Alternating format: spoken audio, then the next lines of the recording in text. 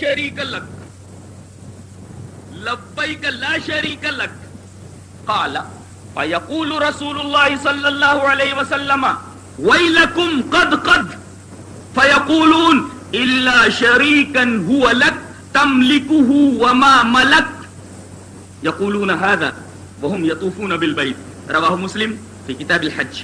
امام مسلم رحمہ اللہ اس حدیث پاک کو انہی لفظوں میں حضرت عبداللہ ابن عباس سے کتاب الحج کے اندر لائیں. حضرت عبداللہ ابن عباس رضی اللہ تعالیٰ عنہ فرماتے ہیں کہ مشرکین حج کے موقع پر احرام باندھنے کے بعد وہ بھی حج کرتے تھے.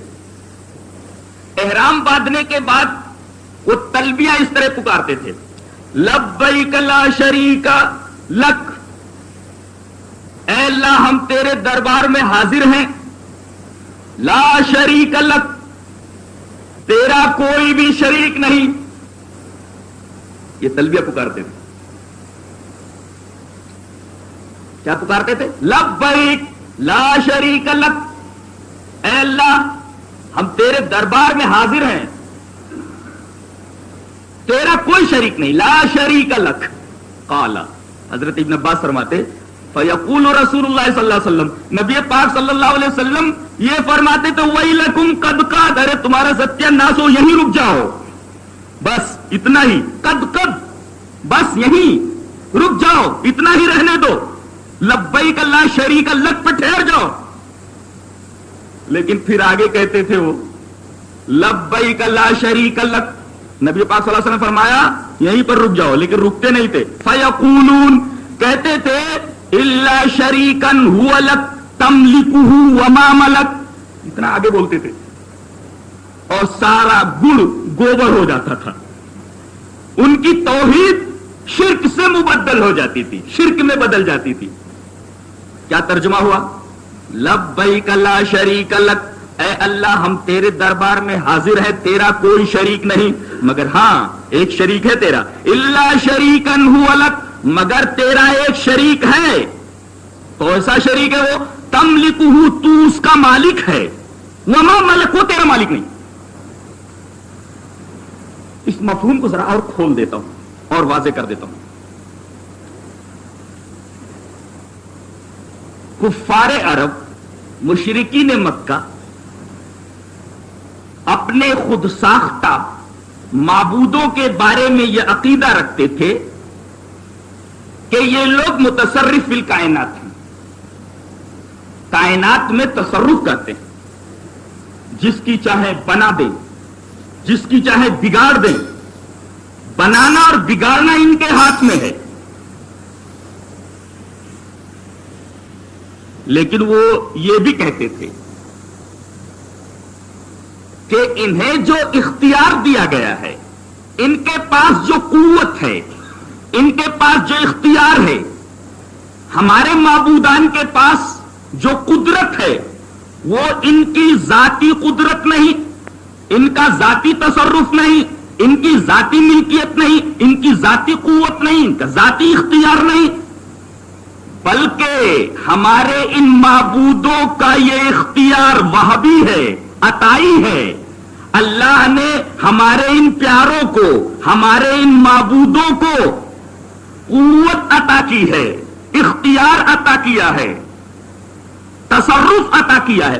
اس کی عطا سے یہ لوگ مختار کن ہیں، فی نفسہ ہی، یہ کسی کی بنا نہیں سکتے، بگاڑ نہیں سکتے. فی نفسہ ہی یہ متصرف فی الکائنات نہیں،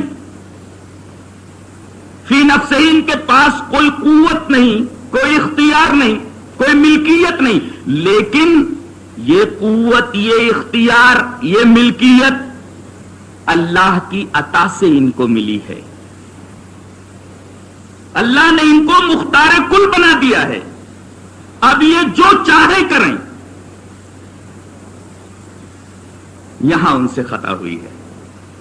اسی عظیم الشان اور خطرناک غلطی کی وجہ سے ان کو کافر کہا گیا، ان کو مشرک کہا گیا.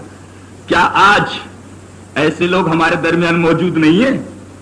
وَمَا يُؤْمِنُ أَكْثَرُهُمْ بِاللَّهِ إِلَّا وَهُمْ مُشْرِكُونَ، کہ اکثریت ایسی ہے ایمان والوں کی کہ وہ ایمان کے دعوے کے ساتھ ساتھ شرک میں بھی مبتلا ہیں. ان کا بھی تو یہی کہنا ہے کہ ہمارے بزرگوں کو جو قوت ہے وہ ان کی ذاتی نہیں ہے، جو اختیار ہے وہ ذاتی نہیں ہے، جو تصرف ہے وہ ذاتی نہیں ہے، جو تدبیر ہے وہ ذاتی نہیں ہے، جو ملکیت ہے وہ ذاتی نہیں ہے، بلکہ یہ سارے کے سارے اوصاف، سارے کے سارے اختیارات من جانب اللہ، اللہ کے عطا کردہ ہیں، وہابی ہیں، عطائی ہیں. تو ایک فرقہ یوں گمراہ ہوا اور شرک کے دلدل میں پھنس گیا، اور جناب محمد الرسول اللہ صلی اللہ علیہ وسلم کے بارے میں بھی اور بہت سارے بزرگوں کے بارے میں بھی اسی عقیدے کی وجہ سے یہ لوگ شرک میں مبتلا ہوئے.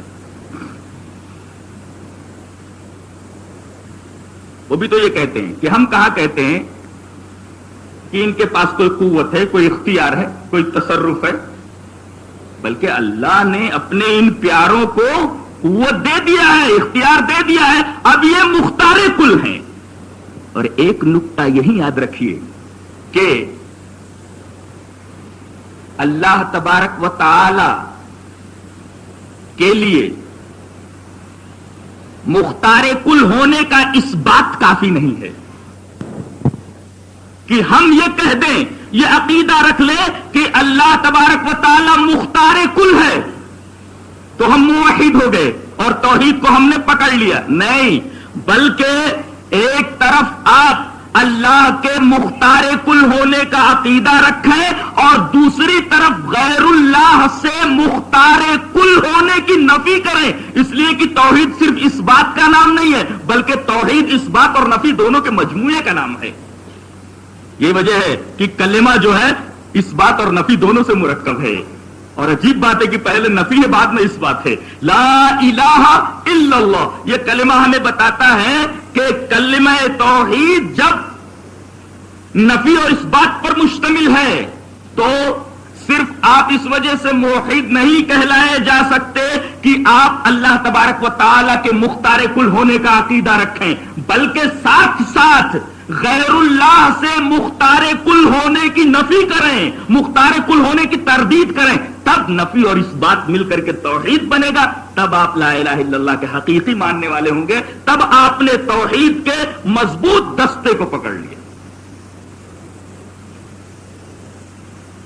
شاید میری بات آپ سمجھ رہے ہیں، میں گہرائی سے بات کر رہا ہوں، معیار بھی آپ کا کافی بلند ہو گیا ہے، علمی لیول بھی کافی اونچا ہو گیا ہے، لہذا میں ذرا گہرائی لیے ہوئی باتیں کہہ رہا ہوں، اسے سمجھنے کی کوشش کریں. تو اللہ کی بہت ساری صفات کا اقرار کرنے کے باوجود انہیں مشرک اس وجہ سے کہا گیا کہ ان صفات کو تسلیم کرنے کے بعد بھی وہ کچھ ایسی باتیں مانتے تھے جن سے اللہ کی اعلیٰ صفات یا اعلیٰ صفات کے لوازم کا انکار ہوتا تھا. اس وجہ سے انہیں مشرک کہا گیا، کافر کہا گیا. حقیقت تو یہ ہے کہ مالکیت کو نہ سمجھنے کی وجہ سے لوگ شرک میں مبتلا ہوئے ہیں. لوگوں نے غیر اللہ کے آستانوں کے اوپر جو اپنا سر جھکا دیا ہے صفت مالکیت کو نہ سمجھنے کی وجہ سے. اور اگر میں یہ بات کہوں تو بیجا نہ ہوگا کہ لوگ جو گمراہ ہوئے ہیں اور عقیدے کی راہ میں جن لوگوں کو ٹھوکریں لگی ہیں وہ صفات کے باب سے لگی ہیں، صفات کے صحیح تصور کے نہ ہونے کی وجہ سے لوگ شرک میں مبتلا ہوئے. ایک بڑی پیاری بات کہہ رہا ہوں. حضرت موسیٰ علیہ السلام کو اللہ تبارک و تعالیٰ نے ایک معجزہ دیا تھا. بڑی گہری بات ہے، 50 کتاب پڑھ جائیں گے نہیں ملے گی بات. حضرت موسیٰ علیہ السلام سے اللہ نے مخاطب ہو کر کے فرمایا اس وقت جب کچھ معجزات اللہ نے موسیٰ علیہ السلام کو عطا کر دیے تھے، مثلا ید بیضا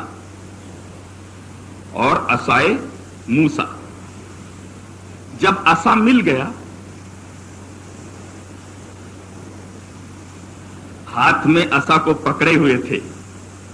حکم ہوتا ہے وَأَلْقِ عَصَاكَ، سورہ نمل میں وَأَلْقِ عَصَاكَ فَلَمَّا رَآهَا تَهْتَزُّ كَأَنَّهَا جَانٌّ وَلَّا مُدْبِرًا وَلَمْ يُعَقِّبْ يَا مُوسَى لَا تَخَفْ إِنِّي لَا يَخَافُ لَدَيَّ الْمُرْسَلُونَ.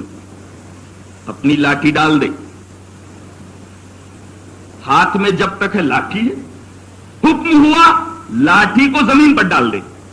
لاٹھی جیسے زمین پر گری، فلما رآہا، آپ نے اس عصا کو لاٹھی کو دیکھا کہ وہ حرکت میں آ گئی ہے. لاٹھی حرکت میں ہے، تہتز، ہلنے لگی ہے. غور سے دیکھا کانہا جانوں، تو بہت بڑا اژدہا، بہت بڑا سانپ بن گیا. موسیٰ نے اپنے ہاتھ کی طرف دیکھا، پھر عصا کی طرف دیکھا. وَلَّا مُدْبِرًا، پیٹ پھیر کر چلے بھاگ. وَلَمْ يُعَقِّبْ، اور اتنا ڈر گئے تھے کہ پیچھے مڑ کر نہیں دیکھتے تھے. وَلَمْ يُعَقِّبْ، دونوں جملے استعمال کیا اللہ نے. موسیٰ علیہ السلام کا ڈر انتہا درجے کو پہنچ گیا تھا، ورنہ صرف وَلَّا مُدْبِرًا کافی تھا، وَلَمْ يُعَقِّبْ کہنے کی ضرورت نہیں تھی. فرمایا فَلَمَّا رَآهَا تَهْتَزُّ كَأَنَّهَا جَانٌّ وَلَّا مُدْبِرًا وَلَمْ يُعَقِّبْ. حضرت موسیٰ علیہ السلام نے جب دیکھا کہ میرے ہاتھ میں جو عصا تھا، جو لاٹھی تھی، وہ تو زمین پر گرانے کے بعد خوفناک اژدہے کی شکل اختیار کر گئی ہے، بھاگے. وَلَّا مُدْبِرًا، پیٹ پھیر کر چلے بھاگ. اور اتنا خوف سمایا ہوا تھا دل میں کہ وَلَمْ يُعَقِّبْ، پیچھے مڑ کر نہیں دیکھ رہے تھے. آواز آ رہی ہے کہاں بھاگ رہے ہو؟ یا موسیٰ لا تخف، اے میرے پیغمبر موسیٰ ڈرو نہیں، آگے آؤ. اب اللہ کا حکم ہے، آ رہے ہیں، کبھی اژدہے کو دیکھ رہے ہیں. اللہ تبارک و تعالیٰ کے حکم کی تعمیل بھی ضروری ہے. ابھی پکڑو عصا کو. بڑھا دیا انہوں نے ہاتھ، جیسے اژدہے کو انہوں نے پکڑا، لاٹھی بن گئی. کیا سمجھا آپ نے؟ ہاں، یہ ہے نکتہ، یہاں سمجھنے کی بات ہے. لفظوں پر سے آپ گزر گئے، گہرائی بتا رہا ہوں. اگر یہاں بندے کو یہ معلوم ہو جائے کہ یہ مالک نہیں ہے، مملوک ہے، مالک نہیں ہے، مالک تو وہ ہے، اور بغیر مالک کے حکم کے مملوک کچھ نہیں کر سکتا، تو آدمی سانپ سے بھی نہیں ڈرے گا، اس کی آنکھوں میں آنکھ ملا دے گا. اس لیے کہ وہ جانتا ہے کہ یہ مالک نہیں ہے، مملوک ہے. اس کی باغ ڈور کسی اور کے ہاتھ میں ہے. بغیر اس کے حکم کے مملوک کچھ بھی نہیں کر سکتا. بغیر آقا کے حکم کے بندے کی کیا مجال کہ حرکت بھی کر سکے. لہذا مالکیت کا صحیح تصور اگر ہو تو پھر دنیا کا خوف دل سے نکل جائے آدمی. یہ نکتہ ہے، اور یہ پریکٹس بار بار موسیٰ کو کروائی گئی. ڈریے نہیں، ڈر نکال دیجئے. ڈر تو میرا ہونا چاہیے تمہارے دل کے اندر. اور ایک بات اور بتاؤں، توحید کب مکمل ہوتی ہے؟ اگر کسی چیز پر نظر پڑنے کے بعد نظر توحید لے کر واپس نہیں ہوئی، توحید ناقص ہے. یہ نکتہ یاد رکھو. کسی چیز پر اگر نظر پڑی اور نظر توحید لے کر واپس نہیں ہوئی، تب تک توحید ناقص ہے. ایک ہرے بھرے درخت کو دیکھ رہے ہیں آپ، نظر پڑتے ہی نظر کو توحید لے کر واپس ہونا چاہیے. بنانے والا کتنا عظیم الشان. جب تک یہ چیز انسان کے ذہن میں، دل میں راسخ نہ ہو جائے، رچ بس نہ جائے، تب تک اس کی توحید ناقص ہے. لاکھ وہ موحد ہونے کا ڈھنڈورا پیٹتا رہے. موسیٰ علیہ السلام کو بار بار پریکٹس کروائی جا رہی ہے کہ مالک سے ڈر، مملوک سے کائے کو ڈرتا ہے؟ اس کی باغ ڈور تو ہمارے ہاتھ میں ہے.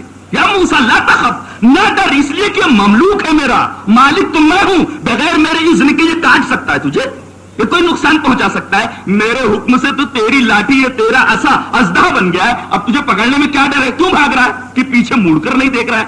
میرا ڈر اپنے دل میں بسا، غیر اللہ کا ڈر اپنے دل سے نکال دے. یہ اصل توحید ہے.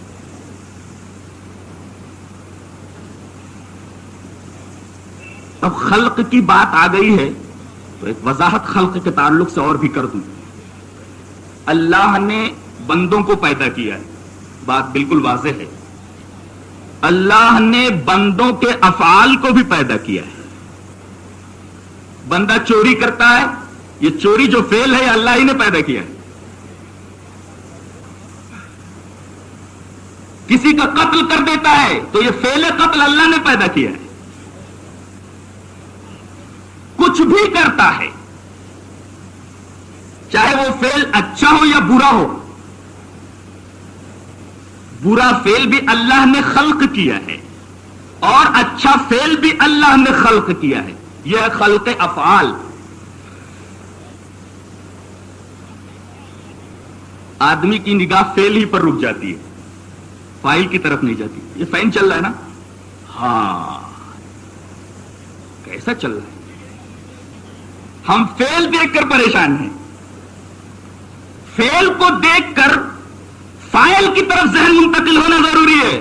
پنکھا اس کے اندر کیا طاقت ہے کہ چل سکے؟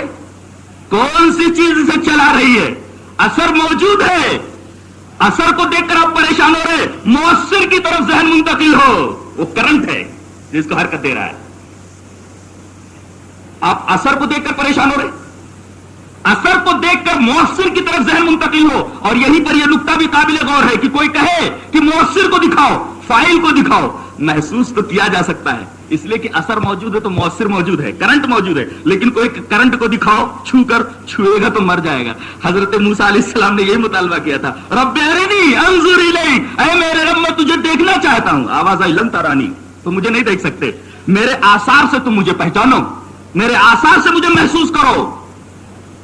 جیسے پنکھا موونگ میں ہے، حرکت میں ہے، تو یہ سمجھو کہ کرنٹ موجود ہے، اثر موجود تو مؤثر موجود ہے. اب اگر کوئی مطالبہ کرے کہ میں کرنٹ کو چھو کر دیکھوں گا، ارے مر جائے گا. موسیٰ علیہ السلام نے یہ مطالبہ کیا تھا، رب ارنی انظر الیک، اے میرے رب میں تجھے دیکھنا چاہتا ہوں. قال لن ترانی، تو مجھے نہیں دیکھ سکتے. ہاں میں اپنی تجلی اس پہاڑ کے ٹکڑے پر ڈال رہا ہوں، اگر یہ پہاڑ اپنی جگہ پر رک جائے، ٹھہر جائے، تو تم مجھے دیکھ لو گے. فلما تجلی ربہ للجبل جعلہ دکا وخر موسیٰ صعقا. اللہ تبارک و تعالی نے اپنی تجلی جب پہاڑ کے اس ٹکڑے پر ڈالی تو ایک دھماکہ ہوا، اور پہاڑ کے جس ٹکڑے پر اللہ کی تجلی پڑی تھی وہ ٹکڑا ریزہ ریزہ ہو گیا، ریزوں میں بکھر گیا. اور حضرت موسیٰ علیہ السلام یہ منظر دیکھ کر اور دھماکے کی آواز سن کر بے ہوش ہو کر گر پڑے. تو خلق افعال، اللہ تبارک و تعالی نے بندوں کو بھی پیدا کیا ہے اور بندوں کے افعال کو بھی پیدا کیا ہے. لیکن کسب بندہ کرتا ہے، یہ بات بھی آپ ذہن نشین کر لیں. کسب افعال ایک چیز ہے، اس کو میں ایک مثال سے سمجھا دوں. عام طور پر لوگ تقدیر کے مسئلے میں گڑبڑی کرتے رہتے ہیں.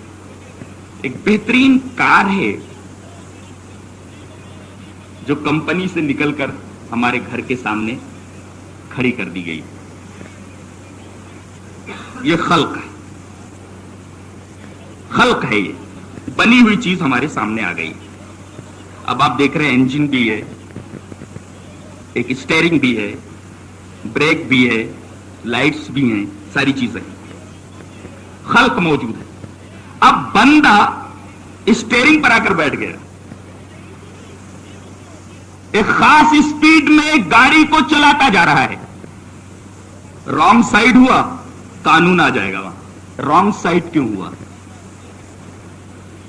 اگر جان بوجھ کر کے تم نے کسی کو گاڑی سے کچل دیا، قانون وہیں آ کھڑا ہوگا. کیسے تم نے کچلا؟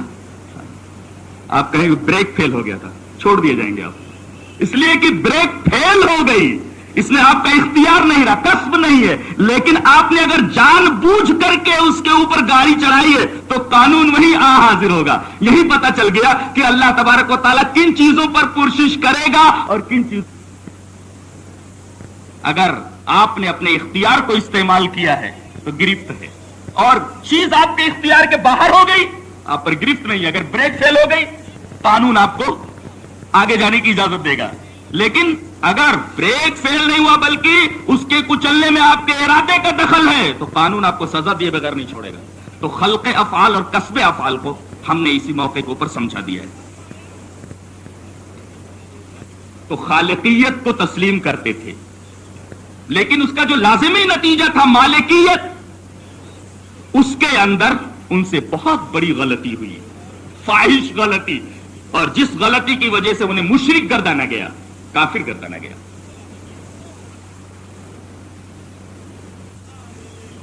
اسی وجہ سے بار بار آپ دیکھیں گے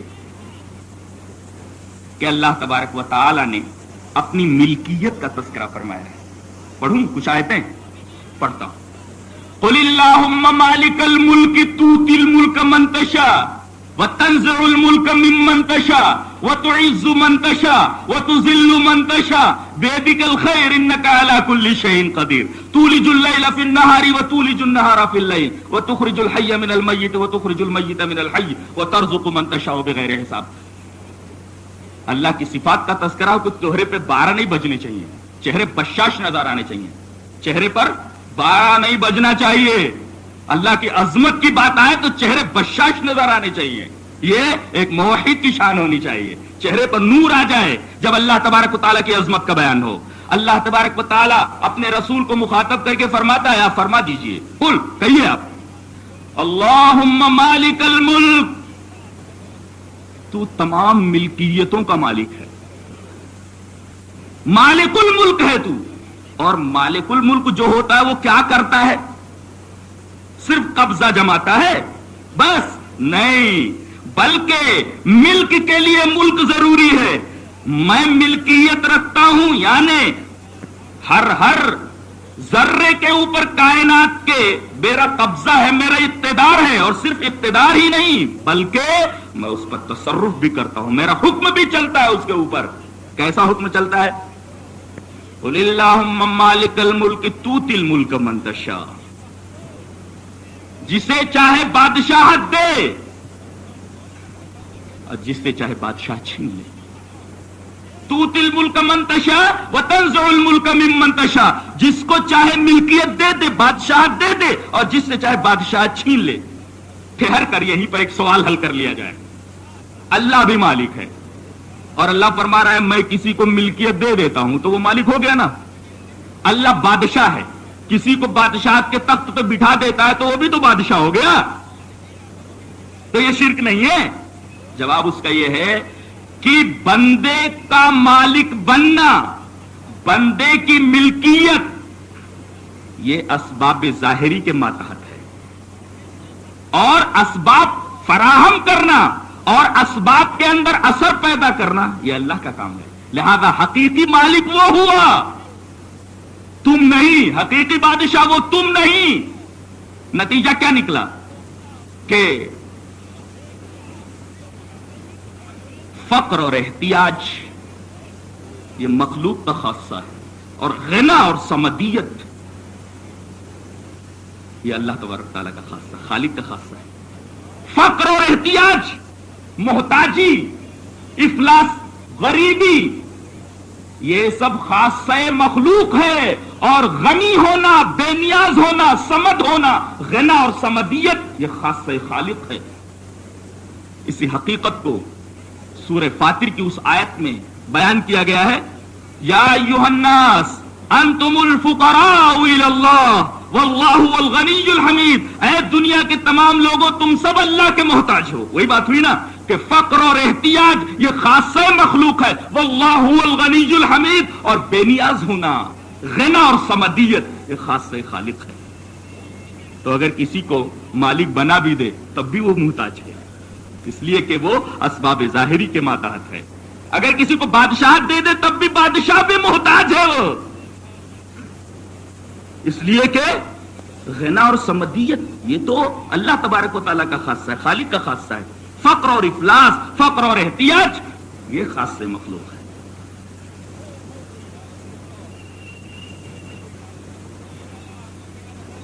ایک بڑے گروہ نے اسی مالکیت کی حقیقت کو اور اسی صفت کو نہ سمجھنے کی وجہ سے نبی پاک صلی اللہ علیہ وسلم کی شان میں جو غلو کیا وہ تو ایک طرف، امتیوں کی شان کے اندر جو غلو ہے وہ لرزہ برندام کر دینے والا ہے۔ مولانا احمد رضا صاحب فاضل بریلوی، ان کی ایک کتاب ہے حدائق بخشش، یہ नातिया अशार का मजमुआ है, हदाइक़ बख्शिश। मेरा ख्याल है कि ये हर बड़े बुक स्टॉल के ऊपर अवेलेबल है, हासिल कर सकते हैं, देख सकते हैं। कहते हैं बंदा कादिर का भी कादिर भी है अब्दुल कादिर, बंदा कादिर का भी कादिर भी है अब्दुल कादिर, सिर्र बातिन भी है जाहिर भी है अब्दुल कादिर, जी तसर्रुफ भी है माजून भी मुख्तार भी है और कारे आलम का मुदब्बिर भी है अब्दुल कादिर। बताइए, अगर शिर्क इसे नहीं कहते हैं तो शिर्क किस चिड़िया का नाम है? जरा मुझे समझाया जाए। फिर से कहूं, इसमें यह बताया गया आखिरी शेर में जी तसर्रुफ है। अरे वही अल्लाह के देने से ये किसी की बिगड़ी बना देते हैं, किसी का बिगाड़ देते हैं, किसी का बना देते हैं। जी तसर्रुफ, तसर्रुफ जो चाहे करें, इख्तियार। तो जी तसर्रुफ भी है, माजून, माजून जानते किसे कहते? इज़्न दिया हुआ, हुक्म दिया हुआ, इजाजत दिया हुआ, रुखसत दिया हुआ। अल्लाह ने रुखसत दे दी है कि मेरे बंदे अब्दुल कादिर, तू चाहे जिसकी बना दे, जिसकी चाहे बिगाड़ दे, और तू मुख्तार भी है। तो जू तसर्रुफ भी है, माजून भी, मुख्तार भी है, और कारे आलम का मुदब्बिर भी है अब्दुल कादिर। क्या ये शिर्क नहीं है? साबित करूं शिर्क है ये? अल्लाह तबारक व तआला इरशाद फरमाता है, कुल मन यर्ज़ुकुकुम मिनस समाई वल अर्ज़ि अम्मन यमलिकुस समा वल अब्सार व मन युखरिजुल हय्य मिनल मय्यित व युखरिजुल मय्यित मिनल हय्य व मन युदब्बिरुल अम्र फसयक़ूलून अल्लाह। आप पूछिए कि कौन तुमको आसमान से और जमीन से रोजी देता है? चलो एक हल्की सी बात पूछ लेता हूं, आसमान से रोजी देता है, फिर ये कहने की जरूरत क्या थी कि जमीन से रोजी देता है? कुरान पढ़ो और गौर से पढ़ो। कुरान को बड़े गौर से पढ़ने की जरूरत है, सिर्फ तर्जमे से गुजर जाने से कुछ मतलब हासिल नहीं होता जी। तो आसमान से रोजी देता है और जमीन से रोजी देता है, इसका क्या मतलब? जी हां, आसमान और जमीन का बाहम रब्त है। आसमान से अगर पानी ना बरसे, जमीन से कुछ उगा कर देख लो, तो अल्लाह आसमान से रोजी देता है, यानी बारिश बरसाता है, और बारिश बरसने के बाद जमीन गल्ला उगाती है। लिहाजा आसमान से वही रोजी देता है, जमीन से वही रोजी देता है। ये नुक्ता अलुआ सादा सा था, अब खामखा परेशान हो रहे हैं। कुल मन यर्ज़ुकुकुम मिनस समाई वल अर्ज़ि अम्मन यमलिकुस समा, कौन कानों के ऊपर हुक्मरान है? समात के ऊपर किसकी हुक्मरानी? वल अब्सार, बसारत के ऊपर किसकी हुक्मरानी? अब कौन जिंदे को मुर्दे से निकालता है और कौन मुर्दा को जिंदा से निकालता है, और कौन तदबीर आलम करता है? कारे आलम का मुदब्बिर कौन? वमन युदब्बिरुल अम्र। अब मैं बोल रहा हूं, कारे आलम का मुदब्बिर कौन? ये कहता है कि कारे आलम का मुदब्बिर अब्दुल कादिर है, और कुफार क्या जवाब दे रहे? लयक़ूलुन अल्लाह। तो वो मुशरिक अच्छे थे या ये मुशरिक? फैसला करो। इनका शिर्क उनके शिर्क से कहीं ज्यादा गलीज, कहीं ज्यादा घिनौना है। और अजीब बात है कि वो तो कम से कम कलमा नहीं पढ़ते थे, ये कलमा पढ़ने के बाद भी इतने गलीज शिर्क में मुब्तला है। अलाजब, अलाजब।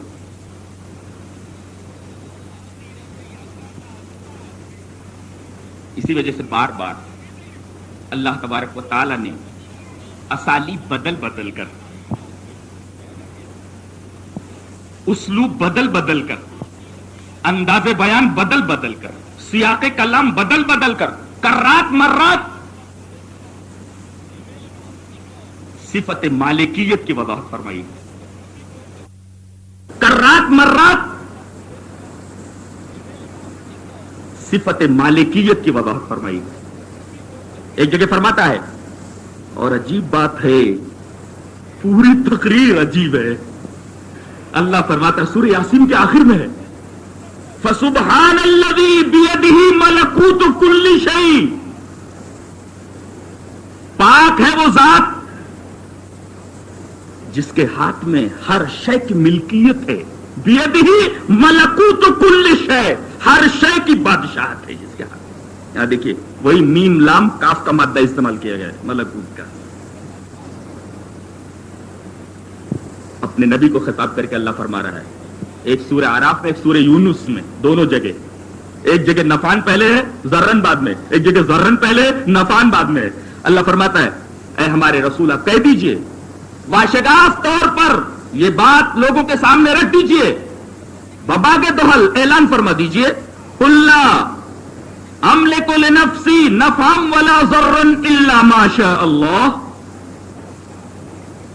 آپ کہہ دیجئے کہ میں اپنے لیے نہ تو نفع کا مالک ہوں نہ ضرر کا۔ ایک نقطہ بتاؤں، علماء بیٹھے ہوئے ہیں، نکرہ جب تحت نفی آئے تو عموم کا فائدہ دیتا ہے، یہ عربی گرامر کا ایک بہت باریک قاعدہ ہے۔ نکرہ جب تحت نفی آئے تو عموم کا فائدہ دیتا ہے۔ غور کریں، لا حرف نفی ہے، اور ضر اور نفع دونوں پر الف لام نہیں ہے، دونوں نکرہ ہیں۔ اس کا مطلب یہ ہوا کہ آپ کہہ دیجئے میں ذرہ برابر کسی نقصان کا مالک نہیں، میں ذرہ برابر کسی نفع کا مالک نہیں۔ لا کے بعد نکرہ کا تذکرہ عجیب و غریب ہے۔ قل لا املک لنفسی نفعا ولا ضرا الا ما شاء اللہ، میں چھوٹے سے چھوٹے نفع کا بھی مالک نہیں، میں بڑے سے بڑے نفع کا بھی مالک نہیں، میں چھوٹے سے چھوٹے نقصان کا بھی مالک نہیں، میں بڑے سے بڑے نقصان کا بھی مالک نہیں۔ سورہ یونس میں پیرایا بدلا ہوا ہے، قل لا املک لنفسی ضرا ولا نفعا الا ما شاء اللہ، آپ کہہ دیجئے کہ میں اپنے لیے نہ تو مالک ہوں ذرہ برابر کسی نفع کا، نہ ذرہ برابر کسی نقصان کا۔ اب اس کے بعد یہ کہنے کی ضرورت پیش آتی ہے، ضرورت باقی رہ جاتی ہے کہ کار عالم کا مدبر بھی ہے عبد القادر۔ امام الموحدین جن کی یادگار ہم منانے جا رہے ہیں ہم قریب، حضرت ابراہیم خلیل اللہ، اللہ تبارک و تعالی نے جن کے بارے میں فرمایا وما واتخذ اللہ ابراہیم خلیلا، اللہ نے ابراہیم علیہ السلام کو اپنا خلیل بنا لیا۔ جانتے ہیں انہوں نے قوم سے کیا کہا تھا؟ اللہ کا خلیل ہے، معمولی رتبہ ہے، معمولی مقام ہے یہ، ارے مقام خلت پر فائز ہونا ایسا ہے، میرا خیال یہ ہے کہ اس سے زیادہ قربت اور کوئی ہو ہی نہیں سکتی بارگاہ عزتی سے۔ مقام خلت پر فائز کیا اللہ نے اپنے خلیل کو، ابراہیم علیہ السلام کو۔ واتخذ اللہ ابراہیم خلیلا، اللہ نے ابراہیم کو خلیل بنا لیا، اپنا مقام خلت پر فائز کیا ہے۔ اتنا بڑا آدمی ہے، اتنے بڑے منصب پر ہے، اتنے بڑے مقام و مرتبے پر ہے، اپنی قوم کے سامنے جو بات اس نے کہی ہے، پیار آتا ہے حضرت ابراہیم خلیل اللہ علیہ الصلوۃ والتسلیم۔ سورہ ممتحنہ اٹھا کر دیکھیے، فرماتے ہیں وما املک لک من اللہ من شیء، اللہ سے تیرے لیے کچھ حاصل کرنا میرے بس کا نہیں ہے۔ کیا بولیں گے؟ وما املک لک من اللہ من شیء، اللہ سے تیرے لیے کچھ حاصل کرنے، ایک نقطے کی طرف رہنمائی کر رہا ہوں، پہلے آیت کریمہ سنیے۔ قل ادعوا الذین زعمتم من دون اللہ لا یملکون مثقال ذرۃ فی السماوات ولا فی الارض وما لهم فیہما من شرک وما لهم منہم من ظہیر۔ ترجمہ ملاحظہ، اے ہمارے رسول آپ فرما دیجئے کہ اللہ کے علاوہ جن کو تم نے اپنا کارساز بنایا ہے، باباؤں کو، ولیوں کو، ان کو اور ان کو، اللہ کے علاوہ جن کو تم نے اپنا کارساز بنایا ہے، ان کے بارے میں بولوں؟ اللہ بول رہا ہے، میں بول رہا ہوں، لا یملکون مثقال ذرۃ فی السماوات ولا فی الارض، تمہیں کیا دے سکتے ہیں یہ تو زمینوں میں اور آسمانوں میں ایک ذرے کے بھی مالک نہیں ہے، اور ایک تہی دست کو کیا دیتا ہے؟ ایک آدمی آؤٹ آف پاکٹ ہو تو کسی کو کیا کچھ دے سکتا ہے؟ اللہ فرما رہا ہے یہ بالکل آؤٹ آف پاکٹ ہے، آؤٹ آف پاکٹ۔ یہ میں نے نہیں کہا کہ جیب خالی ہے، میں نے کہا آؤٹ آف پاکٹ ہے، یعنی ان کے کرتے کے اندر پاکٹ ہی نہیں ہے۔ ارے بھائی پاکٹ تو کہیں ایک آنا دو آنا ہو سکتا ہے کہ آدمی بھولے بھالے چھوڑ دے، یا تو پاکٹ ہی نہیں ہے.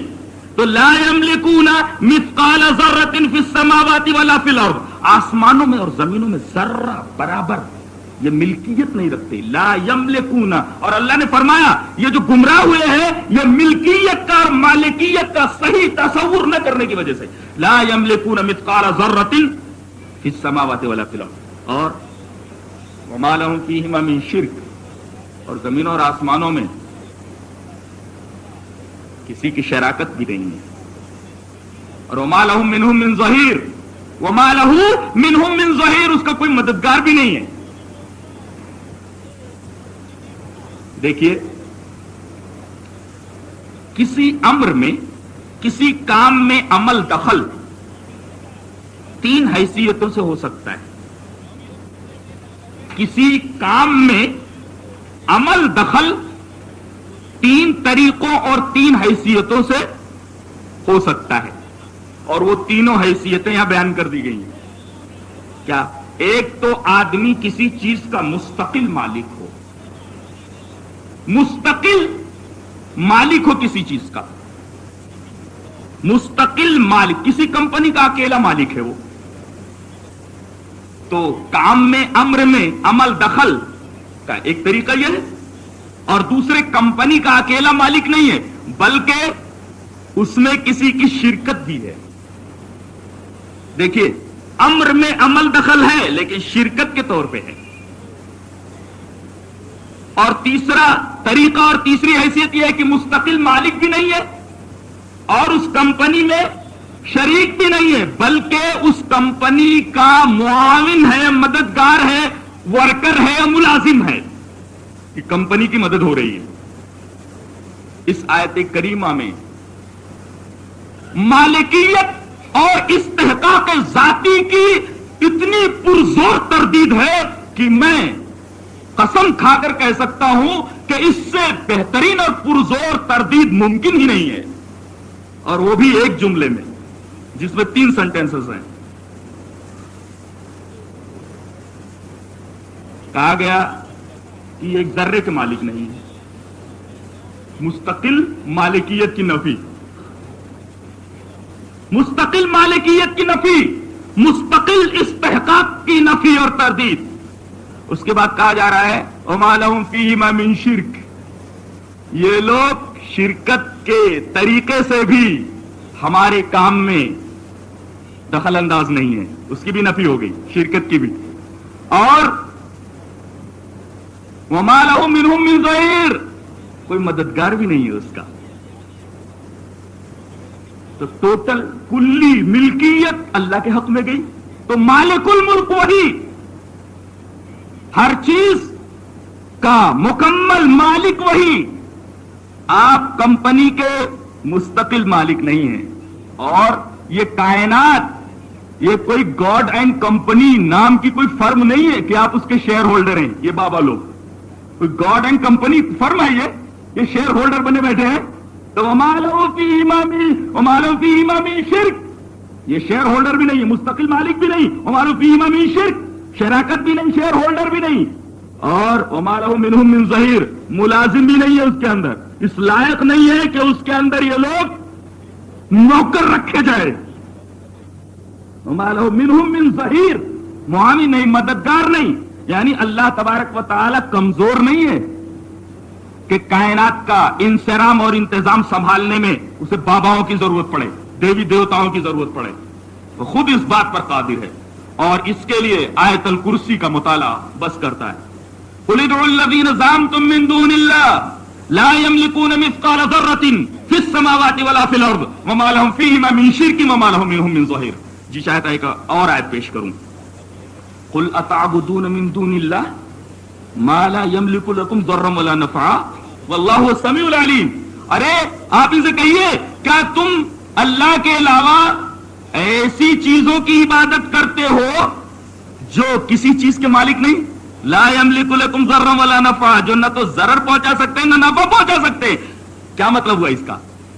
عبادت کا مستحق وہ جو مالک ہو نفع اور نقصان کا. یہاں بھی وہی لفظ ملکیت ہے، اور لفظ ملکیت کو جوڑا گیا ہے عبادت کے ساتھ. عبادت کا مستحق وہی جو مالک کل ہو.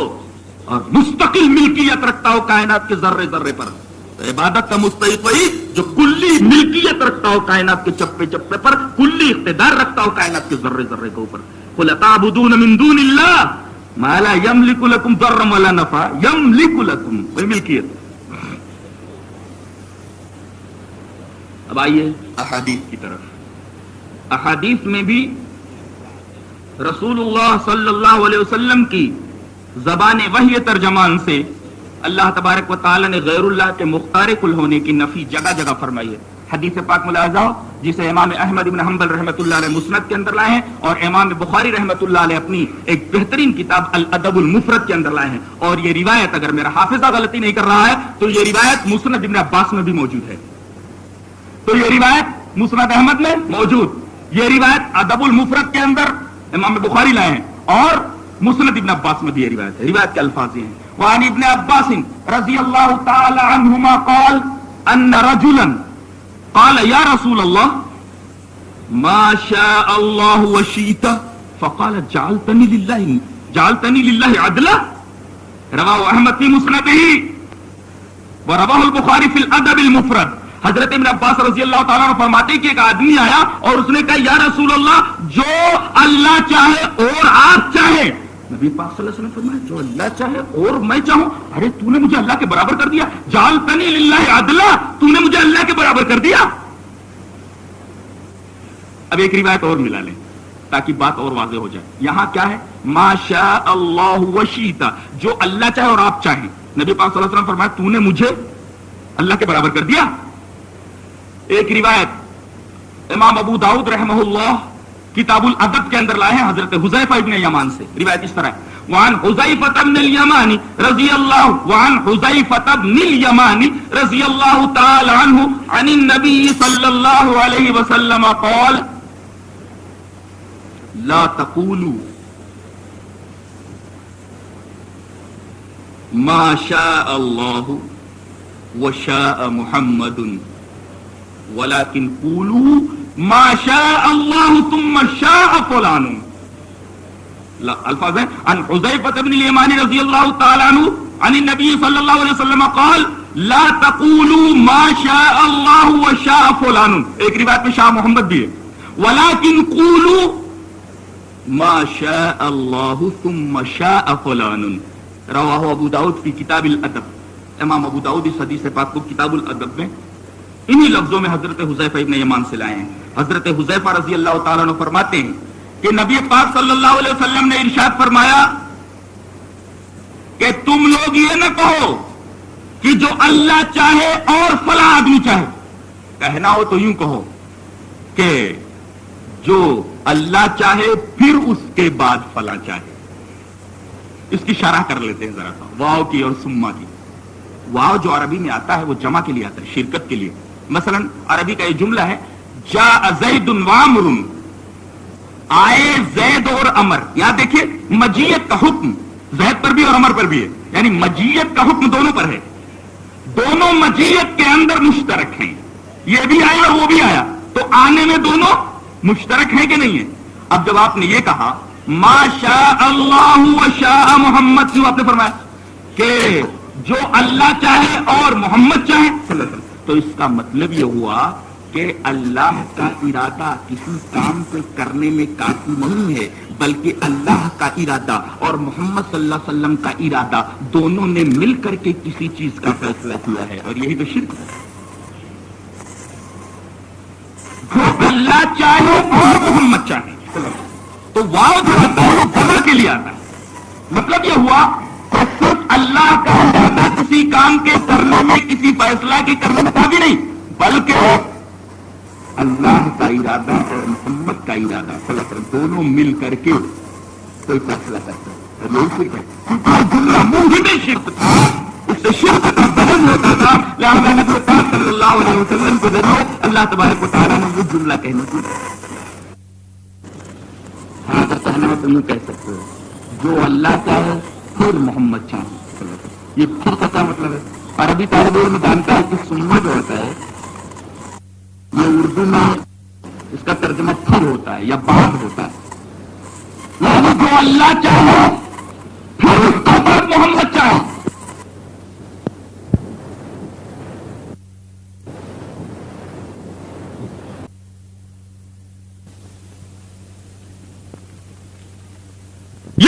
منہ میں شرک نہیں تھا، لہذا سما کے ساتھ یہ جملہ کہنے کی اجازت دی گئی. اور یہی بات تو ایک آیت میں کہی گئی، وما تشاؤون الا ان یشاء اللہ. اللہ چاہتا پھر تم چاہتے ہو، بغیر اللہ کے چاہے کچھ ہوتا ہی نہیں. لہذا پہلے اللہ چاہتا پھر تم چاہتے ہو، دونوں کی مشیت ایک ساتھ نہیں ہو سکتی. منہ میں شرک تھا لہذا ایسا کہنے سے منع کر دیا گیا. سما کا استعمال کر سکتے ہو، پھر اور بعد کا استعمال کر سکتے ہو.